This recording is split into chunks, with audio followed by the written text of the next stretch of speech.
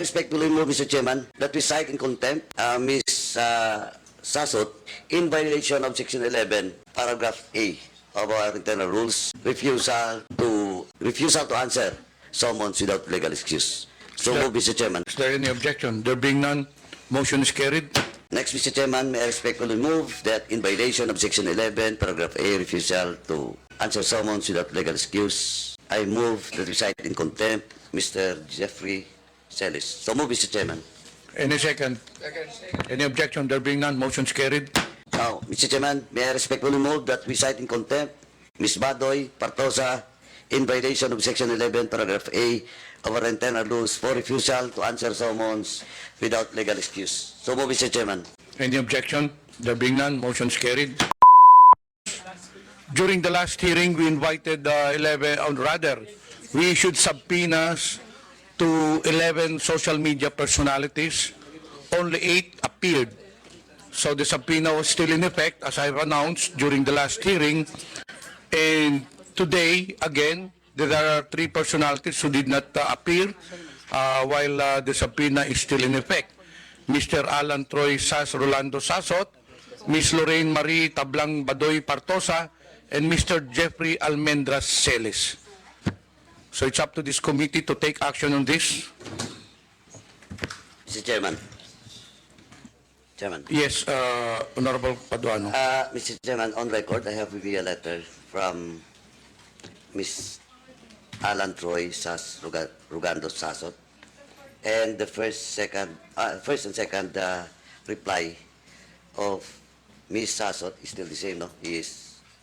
She is Alan, he siguro. Anyway, she is residing abroad in Beijing, and once again, the reply is still the same. Now, Mr. Chairman, with this, we have invited her, during the first hearing. First hearing, and this is now the 4th hearing, Mr. Chairman. But, before I move for the status of Ms. Alan Troy Rugando Sasot, Mr. Chairman, may I respectfully move that we will ask the DFA and the Bureau of Immigration for the status, present status of Ms. Sasot, and for the 2 agencies to report to this committee ASAP, so that we will know what's really the status of Ms. Sasot. And with that, Mr. Chairman, since for invitation, and that includes a subpoena ad testificandum for Ms. Sasot, may I respectfully move, Mr. Chairman, that we cite in contempt Ms.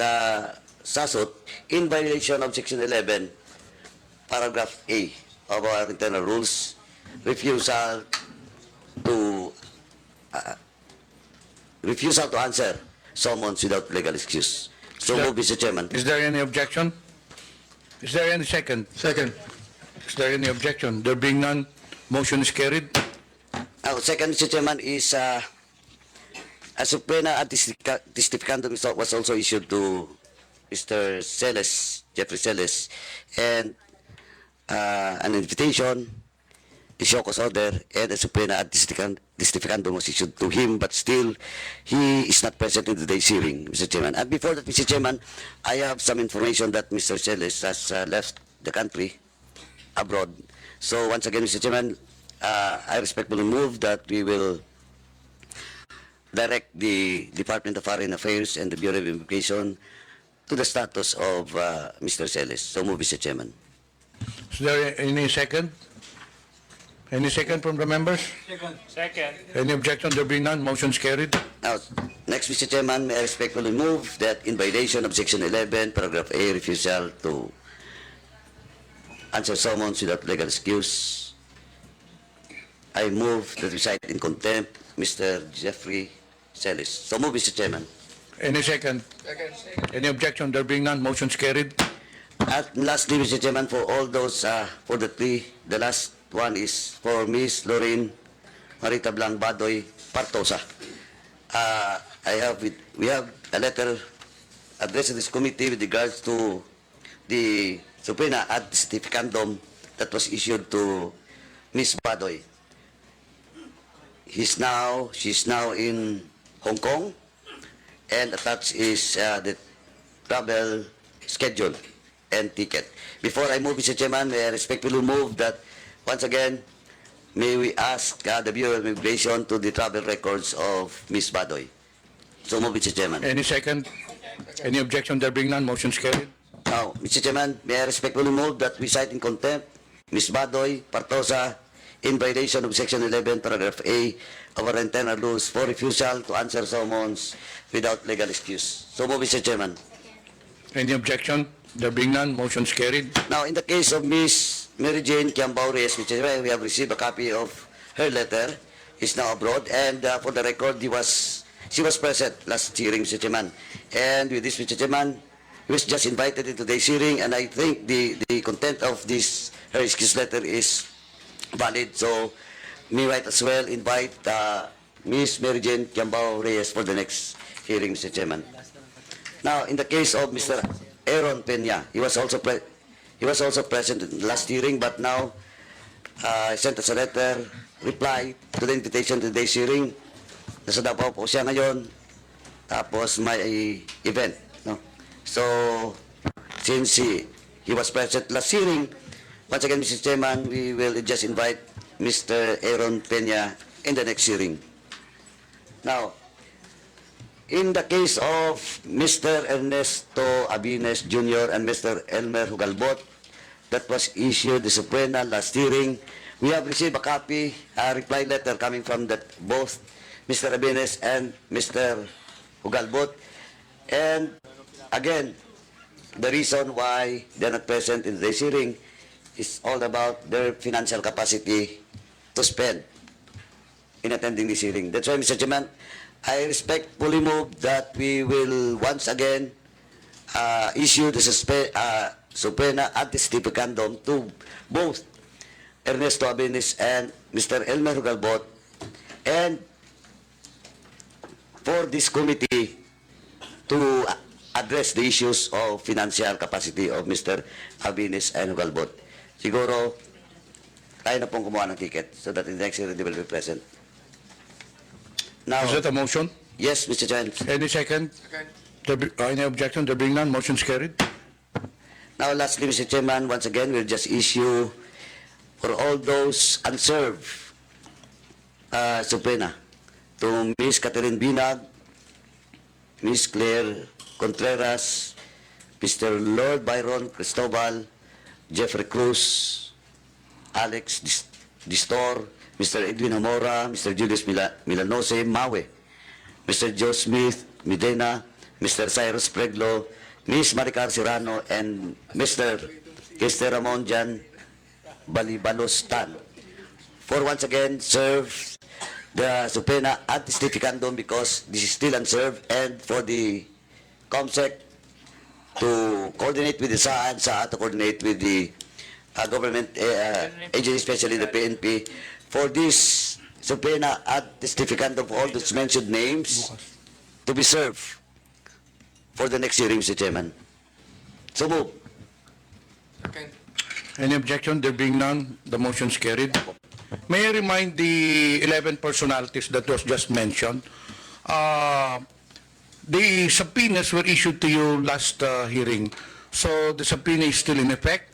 So I just would like to issue a warning that if you do not attend for the next hearing, then the next step for the committee to do is to cite you in contempt. And there are other 3 personalities to be issued subpoenas because they were already issued show cause order to this, 3 personalities but did not appear again. Mr. Alvin Curay, Ms. Maria Christine Cloud Curay, Mr. J. Yumang Sonsa. Mr. Chairman, I move to issue a subpoena ad stipicandum for 3 mentioned names, Mr. Alvin Coray, Ms. Maria Christine Cloud Coray, Mr. J. Yumang Sonsa. So move, Mr. Chairman. Any objection? There be none.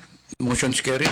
Now, lastly, Mr. Chairman, I'd just like to inform this committee that we have received a copy reply to our invitation for Mr. Mark Anthony Lopez. He was present at the hearing, and he refused to be present today for reason that he has already explained and discussed to us his participation as a blogger.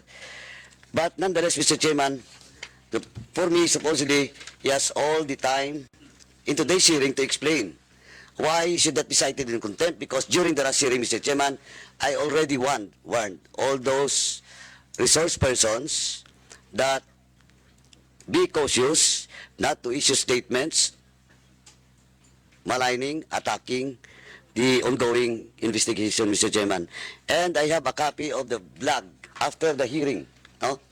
While I personally talked to him and warned him about a possible violation, no, for discussing and maligning and attacking this committee hearing. And I'd just like to read in toto, Mr. Chairman, the content of his blog. Point to ponder, and quote, "It was bluntly obvious that there was a concerted effort to humiliate us and bring us down on our knees, and when it was deemed a success yesterday, the enchimadas, Talyanistas, Dilawans, Peking Pula, and even mainstream media are gleefully celebrating and pouncing on our forced breakdown and takedown in TRICOM hearing. Imagine all that effort, hype, and hysteria dedicated to a puny bunch of bloggers. Ewan ko ha, pero pwede naman kami ignore, di ba? Pwede naman kami baliwalain. After all, if we indeed are fake news for mayors, the best thing they should do is fight us with their own kind of information dissemination. For the admin, let your work policy direction and placement speak for itself.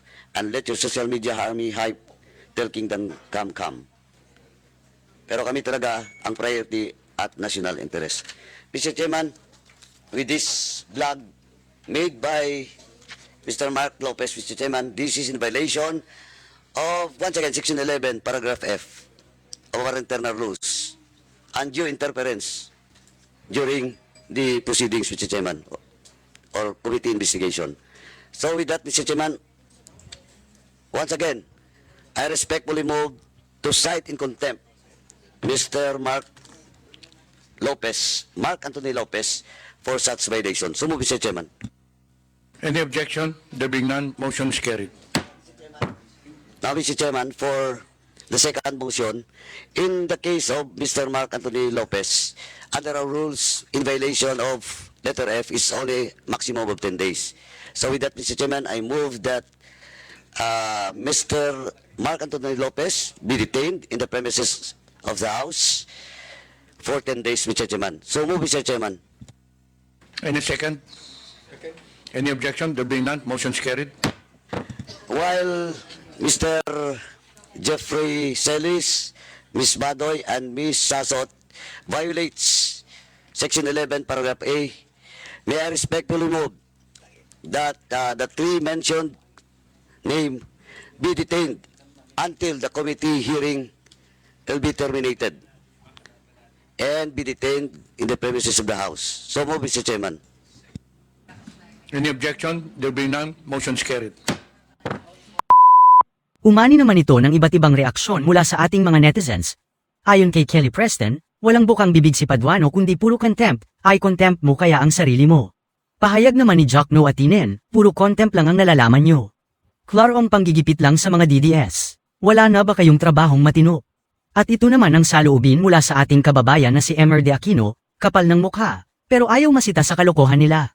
Paduano, kilala ka na ng taong bayan. Mga kababayan, feel free to comment below para maglabas ng saloobin sa balitang ito.